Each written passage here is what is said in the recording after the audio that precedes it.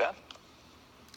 Well, picking up on the trailblazing, here I am on television. I added my Pride profile to my Connect profile, which basically says, hey, everybody, if you didn't know, I'm dad, not mom, and I want to be openly transgender here. My career, while I've been able to sustain it throughout and not be fired for being trans, although I was fired at the time I went into transition, and it took me a while to get back into my career.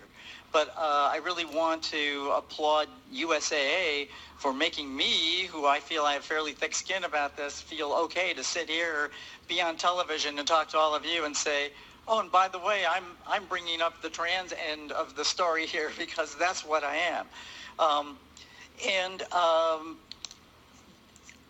I think part of what I want to say is to anyone, particularly employees in the audience, that I invite you to also trust the diversity and inclusion approach to you really need to be who you are. This is my advice, not USAA's.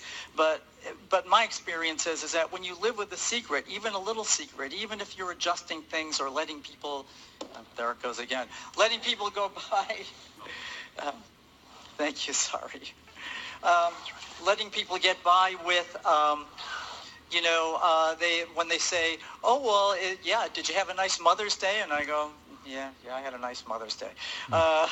Did you have a nice Father's Day? Well, actually, no, I didn't. And the reason is that for, a number of years, my kids, my two adult children, have been very sort of confused. And it turns out that when I left home to begin to transition, it was right around Father's Day, so that made it even worse. But one of the things that excites me now, because I've been working very hard with them and being very open with them as well, is that this Father's Day, my son sent me a note, and I just wanted to read a little bit of it to you. And my iPhone's going to play some games with me. So my son has not felt good about Father's Day. My kids have said things like, happy whatever day.